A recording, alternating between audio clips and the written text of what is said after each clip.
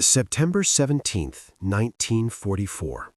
British paratroopers floated down over Arnhem, Holland, dropping into what their commanders promised would be a simple operation. Hold the bridge for 2 days, they were told. Ground forces will reach you within 48 hours.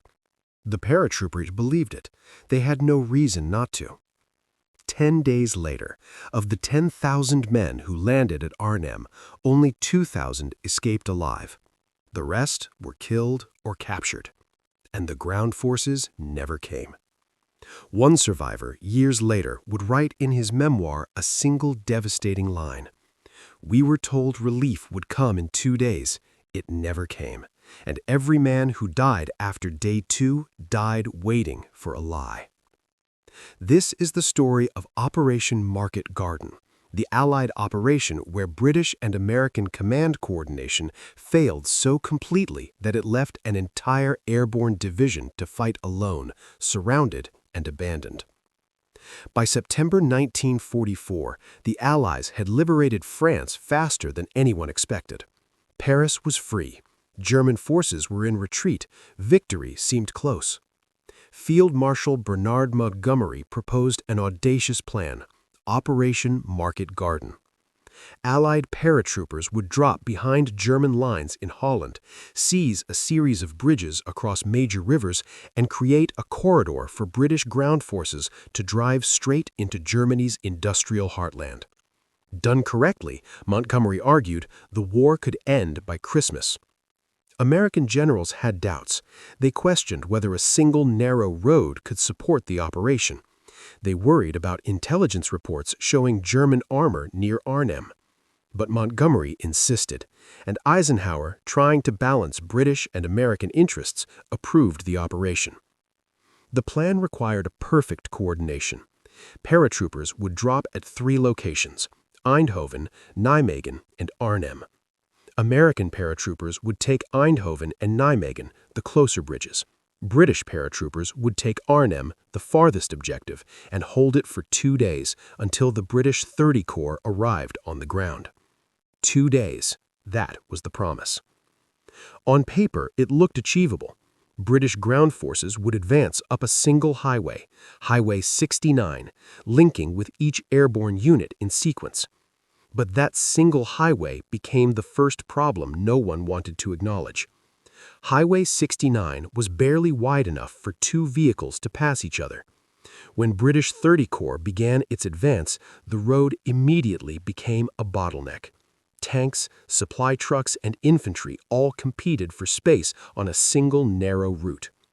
German forces understood this weakness immediately. They set up positions on the flanks and began hitting the column at multiple points. Every time the Germans destroyed a vehicle, the entire advance stopped, while engineers cleared the wreckage. Meanwhile, at Arnhem, British paratroopers landed 8 miles from their objective, the bridge over the Rhine River. Why 8 miles? Because intelligence warned that landing closer would put paratroopers directly in range of German anti-aircraft guns.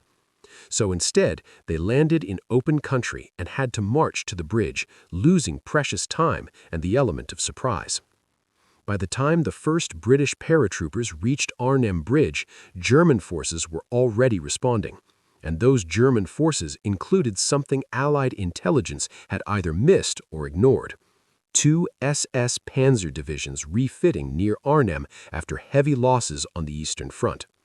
These weren't demoralized garrison troops. They were experienced, well-equipped armored units with tanks, artillery, and commanders who understood urban warfare. The British paratroopers reached the bridge and began setting up defensive positions. They had light weapons, rifles, machine guns, and mortars. No tanks, no heavy anti-tank weapons. And crucially, their radios weren't working properly, making communication with headquarters nearly impossible. But they held the bridge because they'd been promised relief within 48 hours. All they had to do was wait. But the 48 hours came and went, and the relief never arrived. The problem wasn't that 30th Corps wasn't trying. The problem was that a single narrow road couldn't support the speed Montgomery's plan required. At Eindhoven, American paratroopers secured their bridge, and British ground forces linked up successfully. At Nijmegen, American paratroopers fought for days to capture the bridge, eventually succeeding in a daring river crossing under heavy fire. But at Arnhem, the corridor was breaking down. German forces hit the narrow highway in multiple places simultaneously. British vehicles were destroyed. Sections of the road were cut. Engineers worked desperately to repair damaged sections, but each repair took hours or days. And all the while, the paratroopers at Arnhem were fighting alone. They'd been promised 2 days. By day 3, they were still holding the bridge, but German pressure was intensifying. By day 4, they were running low on ammunition and medical supplies. Airdrops were attempted, but many supplies landed in German-controlled areas because the British forces had been pushed away from the drop zones. The paratroopers at Arnhem Bridge established a defensive perimeter in the buildings around the northern end. They fought street by street, house by house, repelling German attacks with whatever ammunition they had left. One paratrooper later described the experience: "We weren't fighting a battle anymore. We were surviving. Every hour that passed without relief was another hour closer to the end." By day 5, the situation was desperate. British commanders at Arnhem radioed for permission to withdraw. They were told to hold. Relief was coming. 30th Corps was advancing. But 30th Corps was still miles away, fighting through German positions on that single narrow road. By day 6, the paratroopers at Arnhem had become a surrounded garrison with no escape. On the highway, 30th Corps was facing a reality Montgomery's plan hadn't accounted for: determined German resistance on both flanks of a narrow, exposed corridor. Every mile gained required clearing German positions. Every destroyed vehicle blocked the road for hours. The advance that was supposed to take 2 days was taking a week, and they still weren't at Arnhem. American commanders watching the operation had grown increasingly critical. Some believed British forces weren't advancing fast enough. Others believed the entire plan had been flawed from the start, and Montgomery was too proud to admit it. British commanders defended the plan, arguing that German resistance was unexpectedly strong, and that if American forces had provided better flank security, the advance would have succeeded. But the arguments didn't matter to the men at Arnhem. They weren't debating strategy, they were dying. By day 7, the perimeter at Arnhem Bridge had collapsed. The paratroopers who survived pulled back to a smaller defensive position in Oosterbeek, a suburb west of the bridge. They were now completely surrounded. No bridge, no mission, just survival. 30th Corps finally reached the south bank of the Rhine near Arnhem on day 8, but they couldn't cross. The bridge was in German hands. The paratroopers were cut off on the north bank, miles away. Evacuation became the only option. On the night of September 25th, day 9 of an operation planned for 2 days, the surviving paratroopers were evacuated across the Rhine in small boats under cover of darkness. The evacuation was conducted in near silence. Boats ferried exhausted paratroopers across the Rhine while German artillery fired blindly into the darkness. Many boats were hit. Men who'd survived 9 days of combat drowned meters from safety. Of the 10,000 British and Polish paratroopers who landed at Arnhem, approximately 2,000 escaped. 1,485 were killed in action. The remaining 6,500 were wounded or captured. When the survivors reached British lines, many were too exhausted to speak. Some had been fighting continuously for over a week with almost no food, minimal ammunition, and constant German attacks. One British officer, upon reaching safety, simply sat down and stared at the ground for an hour. When finally asked what had happened, he said, "We did everything they asked. We held longer than promised. They just never came." The recriminations began immediately. Montgomery, in a controversial move, declared Operation Market Garden 90% successful. He argued that the operation had secured most of its objectives. The bridges at Eindhoven and Nijmegen were captured, and the corridor into Holland had been established. American generals were furious.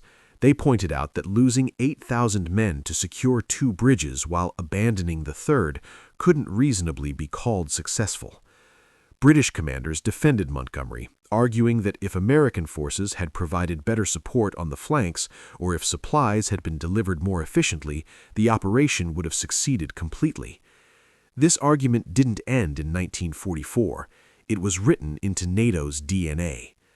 The blame shifting continued for decades. In memoirs, interviews, and historical analyses, British and American commanders gave fundamentally different accounts of what went wrong and who was responsible. But the soldiers who fought at Arnhem had their own answer. They'd been told relief would come in 48 hours. It never came. And the reason it never came was that the operation had been approved despite obvious flaws, because Allied command couldn't coordinate effectively enough to identify those flaws beforehand. Decades of historical analysis have revealed multiple failures at every level of Operation Market Garden. Intelligence failure. All Allied intelligence knew about German armor near Arnhem. Dutch resistance had reported SS Panzer divisions in the area. Aerial reconnaissance had photographed tanks. But this intelligence was either dismissed as unreliable or downplayed to avoid jeopardizing approval for the operation. British officers later admitted they'd seen the intelligence reports, but Montgomery was determined to proceed, and they didn't push back hard enough. Planning failure. The single narrow highway was identified as a vulnerability during planning, but no alternative was developed.